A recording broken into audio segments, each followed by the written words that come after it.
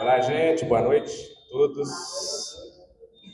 É com muita satisfação, né, que nós estamos aqui mais uma vez para trazer essa audiência pública para vocês, para apresentar a LDO, que foi protocolada aqui na Câmara Municipal, dia 15 de abril, né? Essa audiência ela foi marcada pela própria Câmara Municipal, nós estamos aqui para cumprir com essa agenda, tá bom? Nós fizemos em poucos slides, tá? É só para a gente ilustrar mesmo a LDO, né?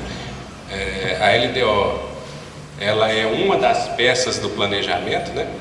Que está prevista no artigo 165 da Constituição Federal, e ela prevê, a LDO, ela prevê que ela é o elo de ligação, né? Ela faz as diretrizes para a elaboração da lei orçamentária anual. Ela é o elo que liga o PPA, que é o plano plurianual, né? No PPA, a gente ali cria, né? E demonstra para a sociedade o plano de governo para os próximos 4 anos de governo, né? O PPA, ele já foi protocolado e votado aqui na Câmara ano passado, né? Foi aprovado. E agora a gente está apresentando a primeira LDO que está fazendo a diretriz, que traz as diretrizes para a elaboração da LOA, que é o orçamento para 2027, tá certo? Assim, gente, são poucas mesmo as explicações que a gente tem, né? Porque a LDO, embora seja, assim, ela tem bastante conteúdo, mas ela traz só o direcionamento mesmo, né? A lei específica, ela traz as diretrizes para a elaboração da LOA e depois tem os anexos, né, que ela agrega aqui os objetivos, as metas para o próximo orçamento, tá? Se vocês pegarem aqui o anexo, ele está junto, ele está anexado aí com o texto, né, da LDO de vocês. Se você pegar aqui então o anexo das prioridades e objetivos da administração para o próximo ano, vocês vão ver que ela está praticamente uma cópia fiel do que está lá no PPA também, tá? Então as mesmas ações, as mesmas metas, as prioridades, inclusive os valores também. Por quê? Porque a gente está trazendo, né? Ela para o próximo ano, ela deveria direcionar os principais objetivos da administração. Porém, como Tapira, praticamente todos os programas, todas as ações que estão estabelecidas no PPA, a maioria, quase 100% dela, são ações continuadas, né? Então ela traz praticamente 100% também dos objetivos e metas do PPA, né? Só que aí ela distribui, né? O PPA ela traz para 4 anos, a LDO ela está dando as diretrizes para o orçamento do ano que vem, porém a hora que você pega lá os objetivos, as metas e prioridades, ela vai estar lá praticamente a mesma coisa do PPA, né? Porque ela está dando essa diretriz. O que diferencia? Eu falo assim que o principal elemento da LDO é o texto, né? Porque ela está direcionando de fato como que vai ser elaborada a LOA, tá? O que vai para o orçamento, de que forma que vai, como que vai ser executado o orçamento, né? Então isso aqui é a LDO, ela já está dando essas diretrizes, certo? Sobre operações de crédito, sobre abertura de créditos adicionais suplementares, né? Depois vocês vão verificar tudo na LOA com mais detalhes, mas aqui já está dando as diretrizes para essa elaboração da LOA, tá? Então o principal objetivo da LDO é trazer essas diretrizas, tá certo? Vamos ver aqui o que eu trouxe. Então eu coloquei aqui os capítulos da LDO, né? Assim, porque eu acho que a gente não precisa de ler toda a LDO para vocês entenderem, né?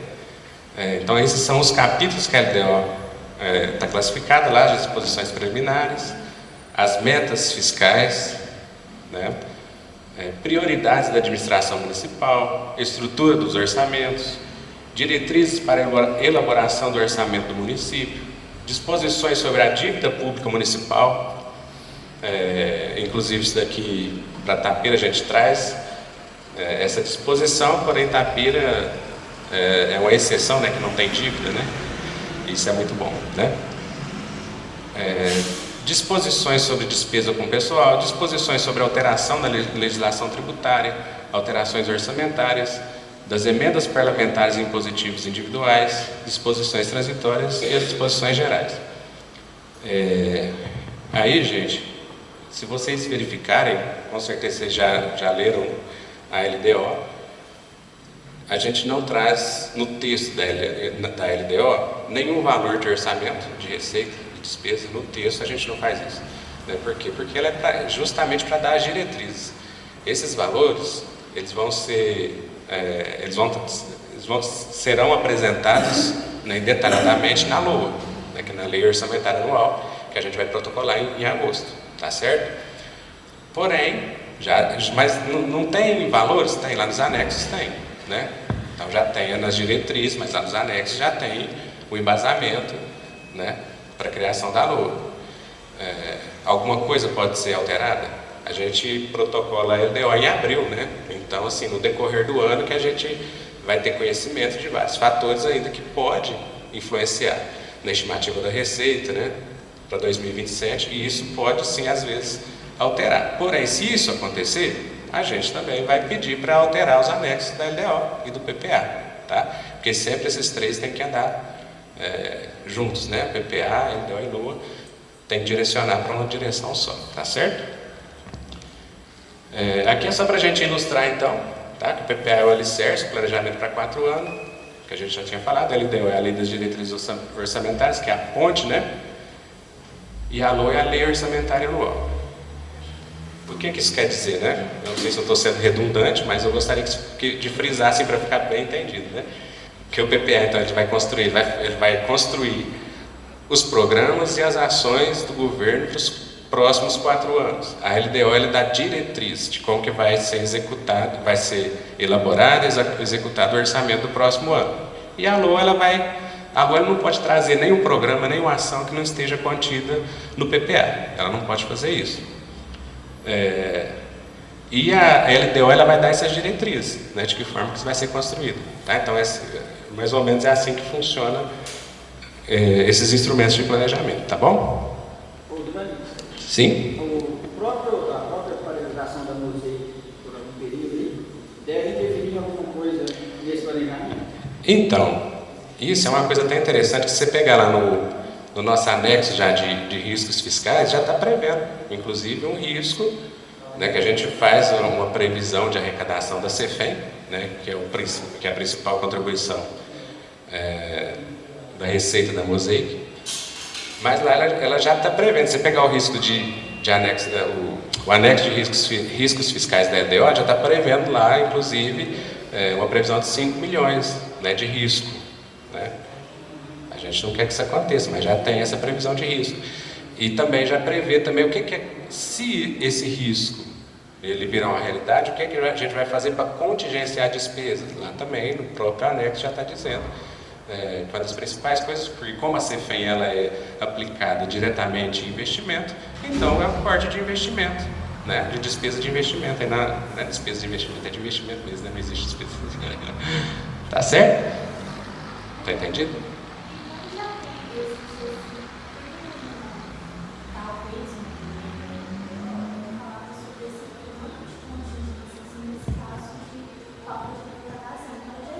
Já existe, na LDO já está aqui. Tá? Se você pegar, tem lá o anexo de riscos fiscais que já está trazendo essa possibilidade. Tá? Esse risco e a possibilidade de contingenciamento. Tá bom? Então a gente também só está ilustrando, né, como que é essas diretrizes.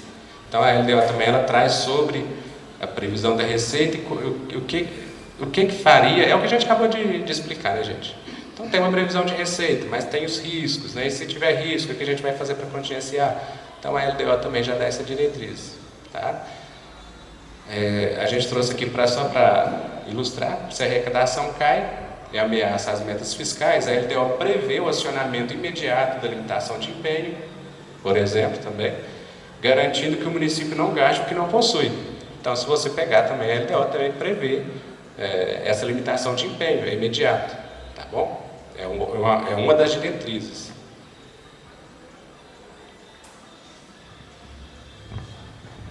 Responsabilidade com o pessoal, as fronteiras legais, né?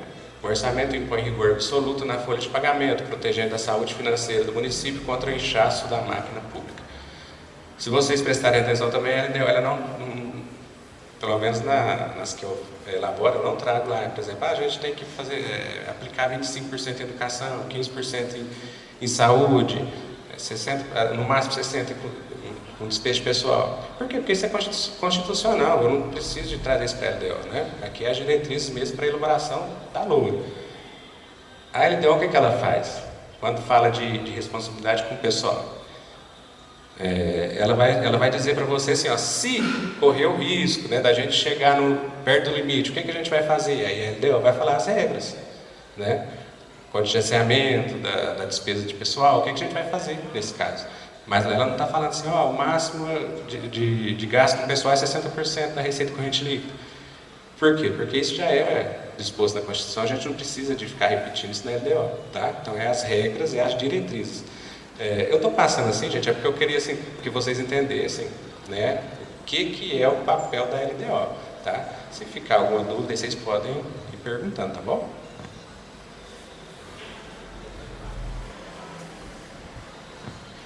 Isso aqui, por exemplo, isso aqui já de fato, onde começam essas regras, de fato, é na LDO, tá? Que é a reserva de contingência. Porque cada município construi o seu, né? No nosso caso aqui, a gente está prevendo que 1% da receita corrente líquida vai ser destinado a passivos contingentes e riscos fiscais. Então, 1% do orçamento ele vai ficar lá, engessado, né? Por um período, garantindo que se houver algum passivo contingente, algum risco fiscal, esse 1% ele possa cobrir esse tipo de risco, tá? Se porventura acontecer. 2% da receita corrente líquida, destinado a emendas parlamentares individuais, né? Essas aí vocês já estão já mais acostumados com essas regras dos 2% da receita corrente líquida, então vai ficar disposto também no orçamento, isso já está previsto lá na LDO, então a LDO já começa a construir esse caminho, entendeu? Então já está direcionando, ó, quando eu for construir a LOA, 2% da receita corrente líquida ela tem que obrigatoriamente já está separada para as emendas, tá? E esse 5% da receita corrente líquida, que é o volume maior, é destinado a superávit corrente, tá? Isso daí é uma emenda constitucional de 2021, né, que obriga que o município tem que deixar agora 5% da receita corrente líquida como um depósito lá, né? A gente não pode gastar além dos 95% da receita corrente líquida. Né? A gente não precisa de somando, né? Tipo assim, cada ano vai ficar 5% e vai somando? Não, não é isso. Sempre tem que ter 5% da receita corrente líquida à disposição, entendeu? Ou seja, isso, pelo menos a meu ver, é para garantir, né, a continuidade administrativa, tá? Então, a hora que termina uma gestão, a próxima chegou, então esse 5% ele é obrigatório estar no caixa da receita corrente líquida do ano, tá? Então, isso também já começa a ser construído dentro da LDO, que já tem essa diretriz, né? Então, na LOA ela tem que estar na reserva de contingência esse valor aí, tá bom?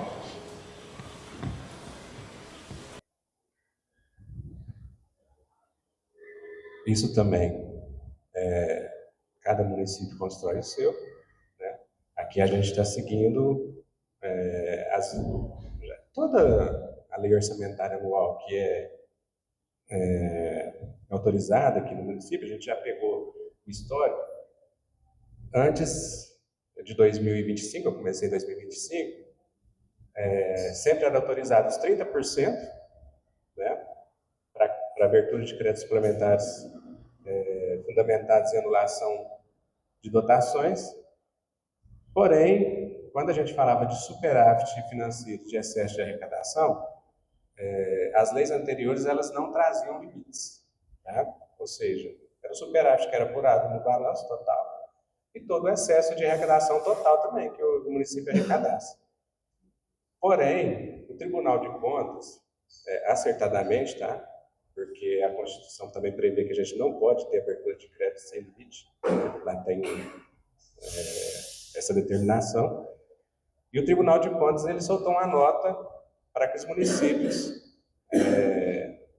tomassem ciência disso, e proibindo essa prática, né? De abertura de crédito sem alguma limitação.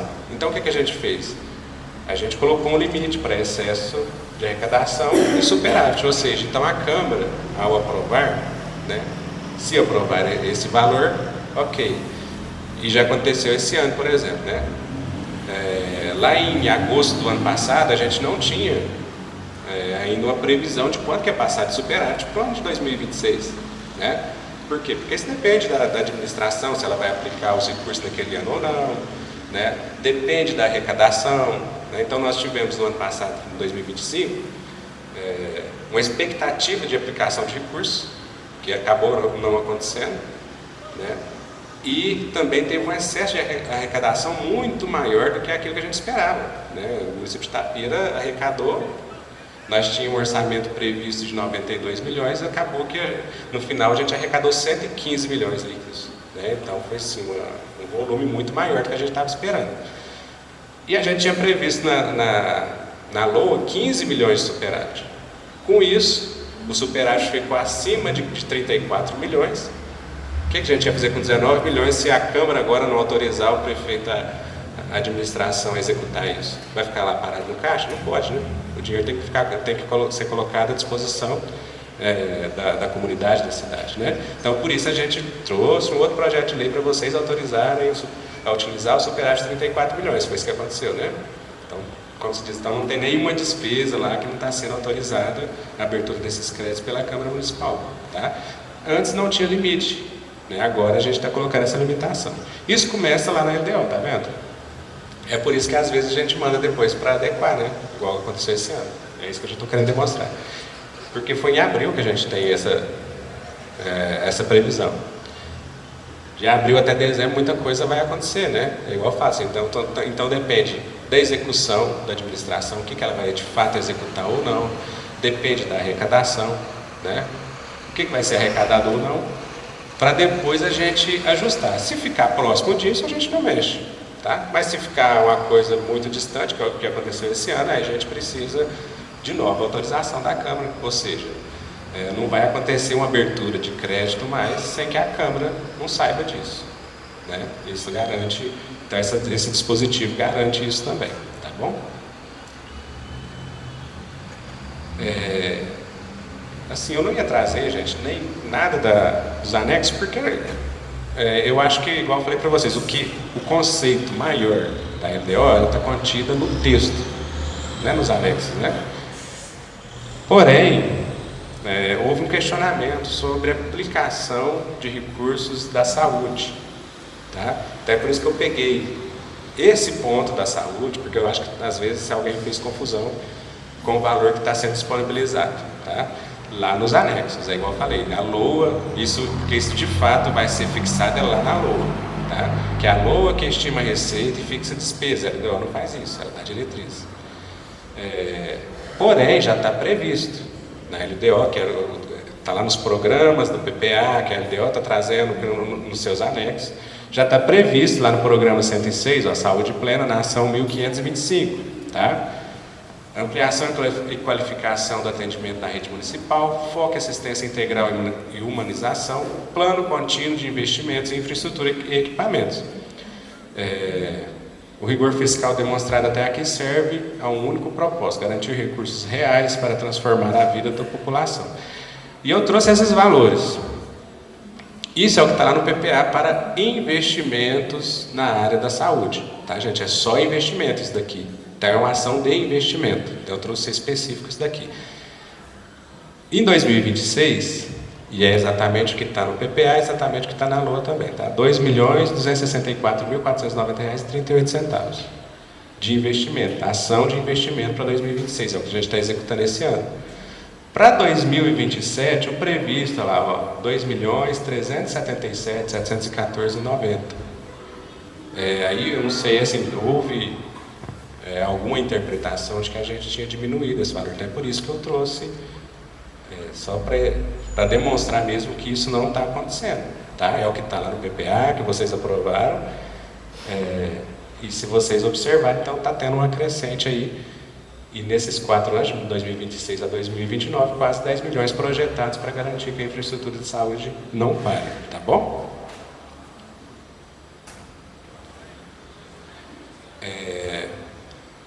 Então, como a gente está falando desses instrumentos de planejamento, eu trouxe assim, também só uma reflexão mesmo, né, sobre o que é o papel do Executivo, o que é do Legislativo, né, que são poderes da União, independentes e harmônicos entre si, o Legislativo, o Executivo e o Judiciário.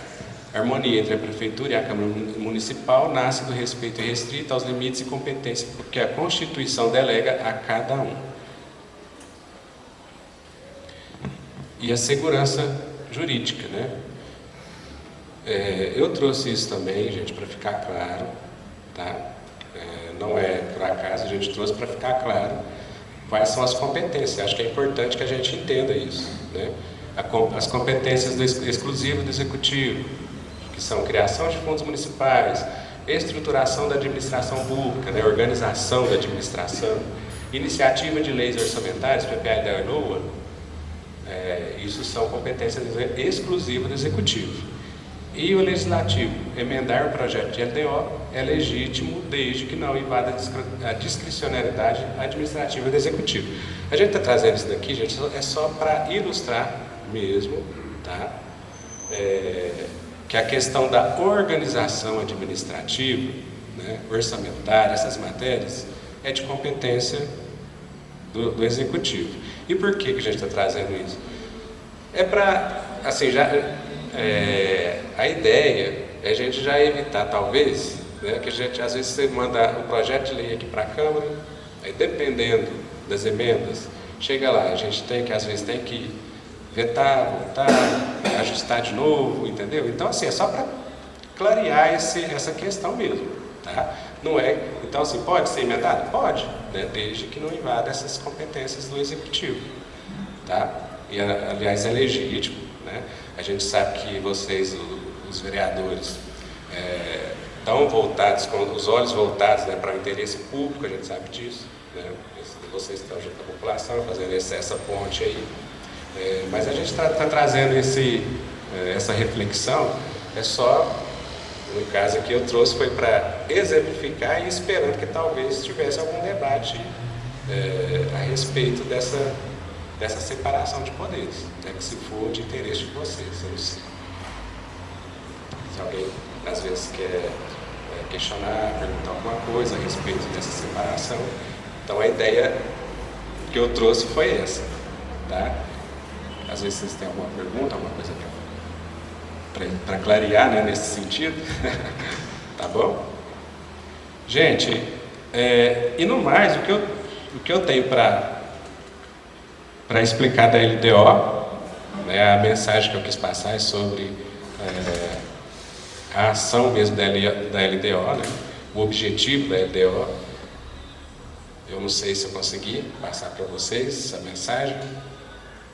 Quando ninguém faz pergunta, a gente não sabe, né? A gente sabe se ficou bem explicado ou se ninguém não entendeu nada. Tem alguma pergunta?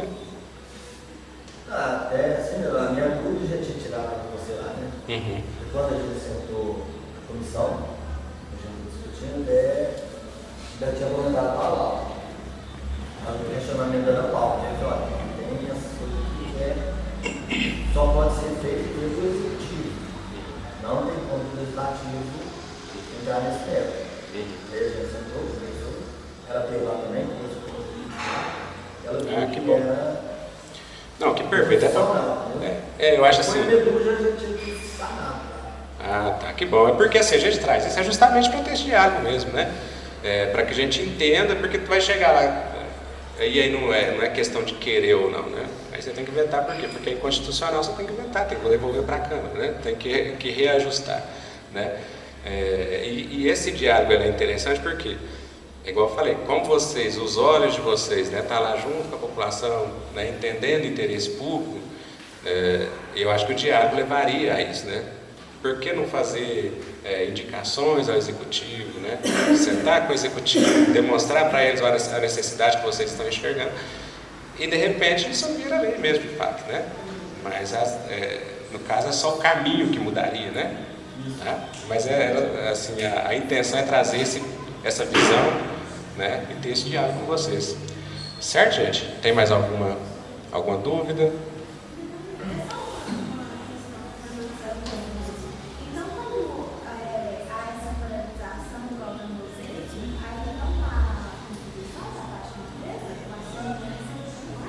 A CEFEM? Ela é relacionada com a produção, né? É uma contribuição, mas ela é como se fosse um imposto mesmo, né? Porque ela é relacionada com a produção. Se não produz, não tem. Pelo menos daquele volume que não foi produzido, né? O que a gente espera é que no futuro, a hora que voltar, estão falando de um mês, né? A gente espera que a hora que voltar, eles recompõem inclusive a produção e que o município não perca, tá? Para a Câmara Municipal, assim, imediatamente não tem para a Câmara, né? Isso não tem impacto, né? Porque a CEFEM, ela não compõe a base de cálculo do duodécimo, tá? Agora, para o município sim, né? Porque se para um mês, por exemplo, então esse mês que não produz, ele vai deixar de gerar CEFEM, com certeza, né? Se não tem...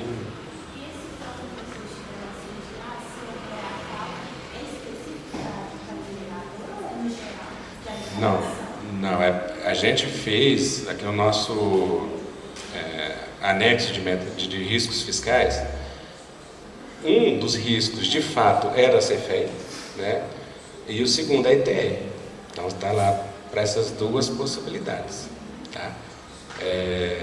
Isso imediatamente para o ano que vem. Agora, como está havendo essa paralisação, se a gente já perceber, por exemplo, que houve uma queda brusca da CEFEM, o que isso quer dizer? Quer dizer que o VAF do município também vai diminuir. Então, ou seja, o indicador econômico do município vai diminuir. E que isso vai afetar a nossa ICMS? Sim, daqui a 2 anos. Então, também a gente tem tempo ainda também de planejar, caso isso ocorra, tá? Porém, também outra coisa, cresceu tanto a arrecadação da CEFEM que o valor estimado para 2026, a gente arrecadou praticamente 60%. Então, eu creio assim que a gente vai conseguir também arrecadar os 100% que foi estimado. Tá? Eu creio que sim. Né? A gente espera, inclusive, que depois também recompõe a produção. Né? Tá? Mais alguma pergunta, gente? Dani, quando você fala aí do valor estipulado, né? Hoje, de limite, os 30%, dentro de 16 milhões, prevendo superávit. O superávit anterior, que você coloca aqui, que foi de 34 milhões para esse ano, né? Passando do ano anterior para esse ano. O que me gera uma dúvida dentro dessas leis seria o quê? Não foi aplicado. Ele não foi aplicado em uma autorização legislativa de um ano anterior. E aí, como que foi remodulado para caber dentro desse orçamento desse ano 34 milhões a mais? De que forma isso fica claro para a comunidade entender? Tá, por exemplo, você aprovou um orçamento de 93 milhões e meio para 2026, não é isso? Isso. E você aprovou também um superávit de 15 milhões. Então, assim, lá na origem, você tem só um orçamento de 93 milhões e meio.